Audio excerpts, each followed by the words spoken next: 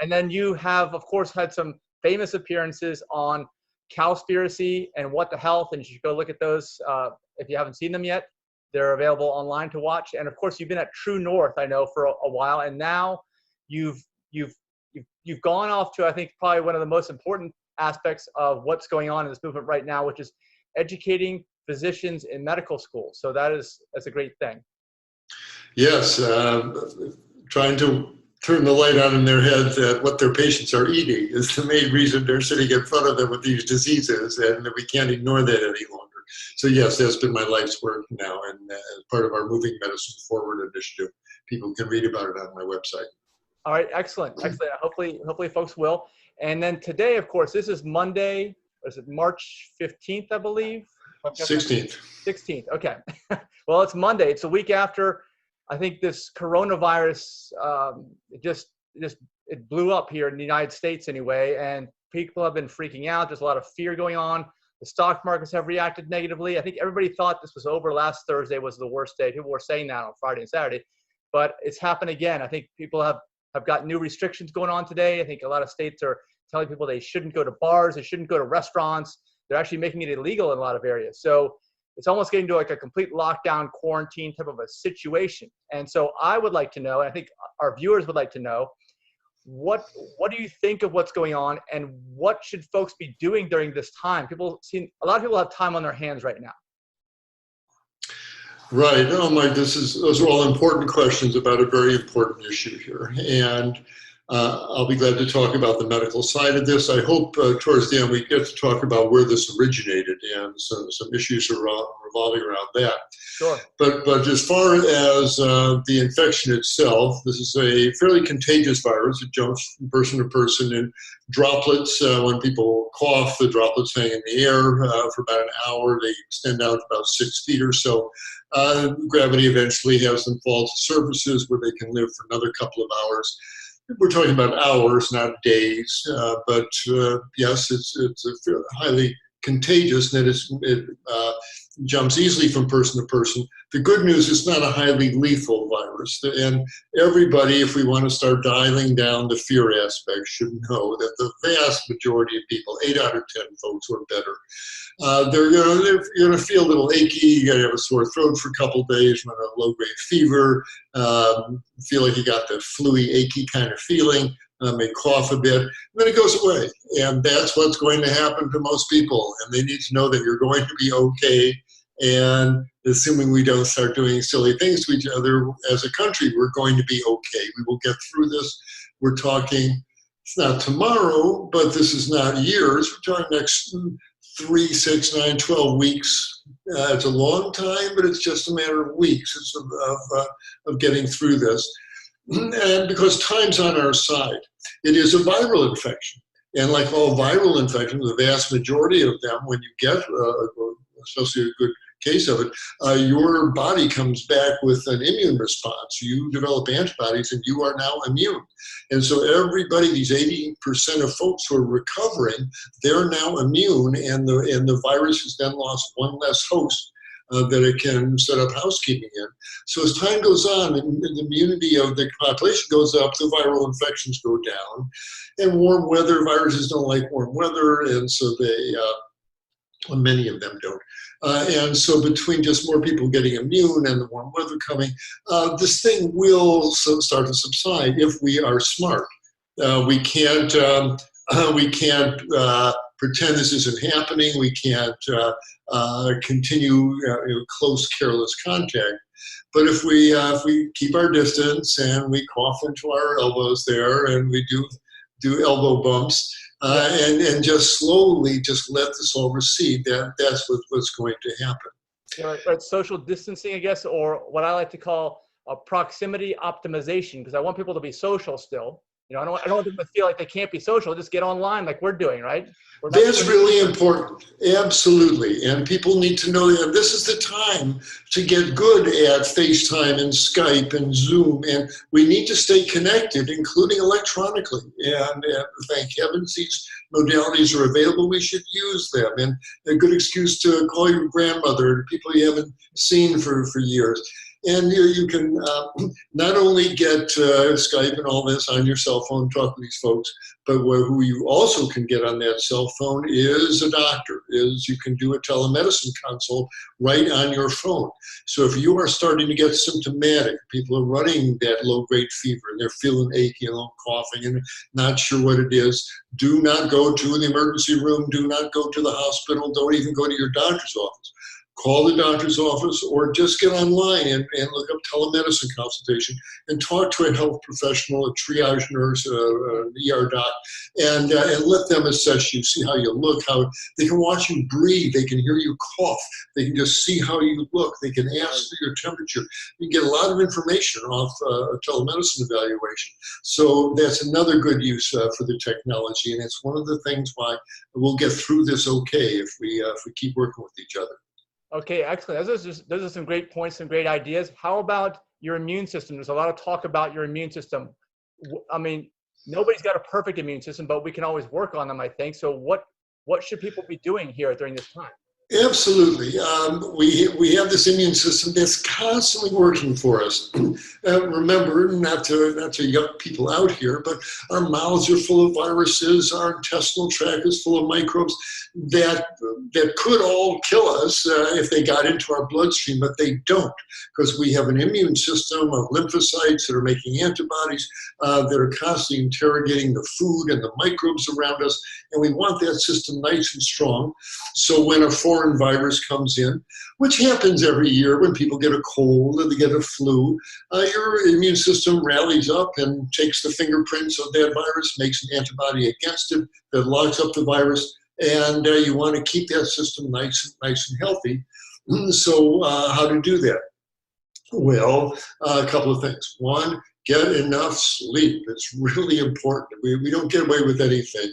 As one who used to do it for years as an Olympic sport to see how little sleep I could get away with, it never pays off. That's when I would get sick, when I'm running on 3-4 hours sleep. That's a great way to wear down your immunity, so don't do that. You get enough sleep, and we'll unfortunately have more time to do that now for many people as they shut down their businesses. Don't eat sugar as a food. Don't keep your blood full of candies and cakes and soft drinks and gummy bears and things. Sugar keeps your immune system from working as well as it should and might tip the balance of the microbes. Keep yourself well hydrated. Don't let your mucus secretions get too thick.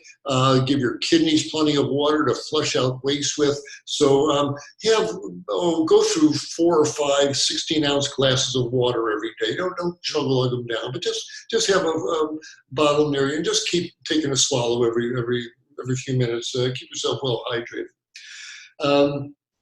Here's a good one. Don't stress too much. Yeah. Right. So I'll write a prescription for you. No stress, Mike.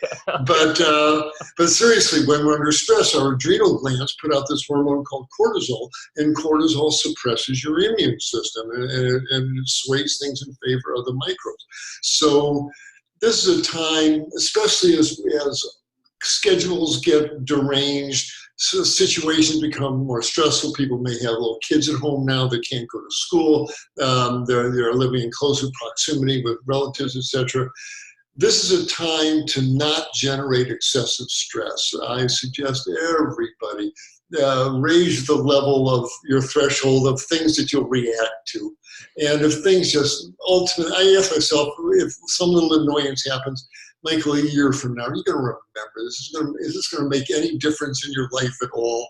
If the answer is no, then while it's happening, just let it go. If someone left the dishes in the sink, just do the dishes. Don't make them feel bad. If someone leaves the lights on, someone didn't flush the toilet, but don't make a big thing of it. Don't generate more stress in your family situation. It's really important. This is a time for us to open our hearts in love and say, how can I help? How can I make the situation easier for the people around me? Those are the kind of questions that will not only lower stress, but help us get through this.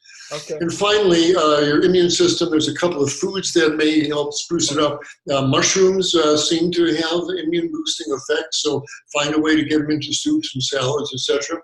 And the sea vegetable wakame, the green seaweed that you get at the Japanese restaurants in the salad, seems to boost our immune cells' ability to make antibodies. So those are the two things, the mushrooms and the wakame, but get enough sleep, enough water, don't eat sugar, and stress as little as possible. And we'll get through this.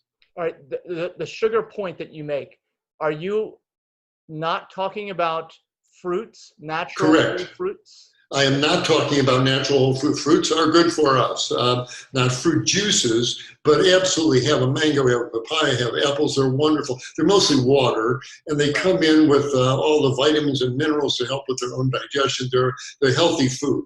But sugary drinks and high fructose corn syrup and when you're eating cakes and candies, you're eating sugar as a food. It was never meant to be eaten as a food. Don't do that.